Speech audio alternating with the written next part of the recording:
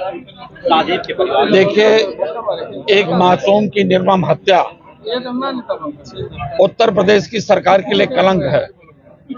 इनका दावा पूरी तरह से शून्य है। पूरे प्रदेश में कानून राज नहीं बल्कि एक गुंडा राज हो गया है। ऐसे मासूम जो 7 साल का बच्चा हो, उसका क्या अपराध हो सकता है। इस चीज की पूरी तरह से अपराधियों को जेल में डाला जाए, कड़ी सी कड़ी सजा दी जाए। और इस निर्मम हत्या में जो 7 साल का बालक है, उसमें यहाँ का थाना प्रभारी भी इन्वॉल्व है। थाना प्रभारी को तत्काल प्रभाव से जो है उसे निलंबित कर दिया जाए, टर्मिनेट कर दिया जाए। क्योंकि यहाँ इस क्षेत्र में, सिधारी में ही नहीं, पूरे आजमगढ़ में ये आतंक का पर्याय बना हुआ है। हर नन्हे मुन्ने बच्चे जो विद्यालय जाना चाहते हैं वो भयभीत हैं। वो विद्यालय की ओर किसी गार्जियन के साथ या अन्य संसाधनों से जा रहे हैं। इसलिए ऐसे अपराध दिन प्रतिदिन उत्तर प्रदेश की सरकार में बढ़ते जा रहे हैं। इन पर देखभाल की जाए, वरना संविधान के विरोधी तो हैं, ये लोकतंत्र के विरोधी हैं और इस देश में जो शोषित वंचित पीड़ित हैं उनके भी विरोधी हैं। क्यों ये हत्याएं पीडीए के लोगों के साथ ही हो रही है? क्यों ये हत्या, क्यों ये अपराध, क्यों ये बलात्कार पीडीए के लोगों के साथ हो रहा है, औरों के साथ नहीं? इसलिए इंसाफ होना चाहिए, लोगों को न्याय मिलना चाहिए। और बड़े बड़े घटनाएं, छोटी घटनाएं भी उत्तर प्रदेश में हुई।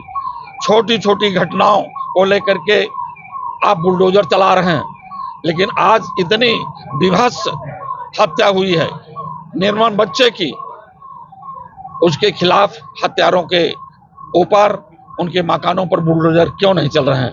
चलाए जाने चाहिए, लेकिन क्यों चलेगा?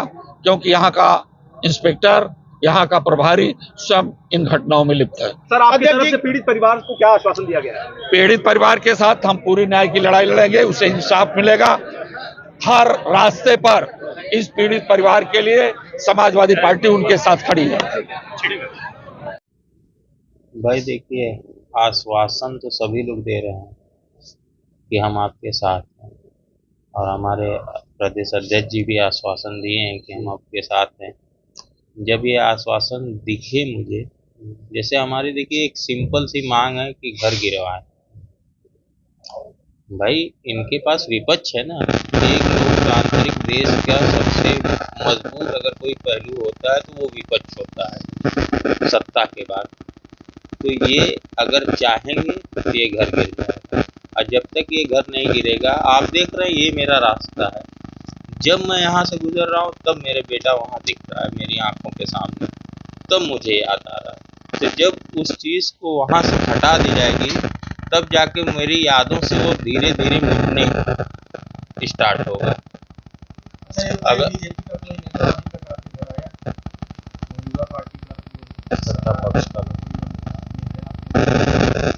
मुझे जहाँ तक याद है कि कोई नहीं आया।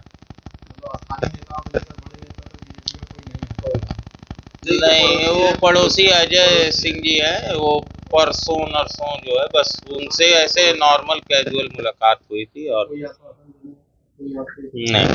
नहीं। आगे क्या मांग है? आगे मांग यही है कि हमारे बेटे की जिस तरीके से इतनी क्रूरता से हत्या की गई है, उसके सारे दोषियों को फांसी की सजा मिले, और इनके घर को जो है बुलडोजर कार्रवाई, जो हमारे प्रदेश की सरकार ये दिखाती है कि ये एक तरीके का इंसाफ है, तो ये इंसाफ मेरे साथ क्यों नहीं हो रहा है? ये मेरे साथ भी किया जाए। अच्छा, पुलिस की कार्रवाई से आप कितने संतुष्ट है? पुलिस ने जब जो कार्रवाई की है दोषियों पर? पुलिस की कार्रवाई मतलब पुलिस ने तो सारे दोषियों को अभी गिरफ्तार कर लिया है। अब ये आगे क्या करते हैं इसके बारे में तो मुझे बहुत आइडिया नहीं है। सिधारी अशोक को भी आप लोगों की नाराजगी थी, उन्होंने समय पर कार्रवाई की होती तो शायद।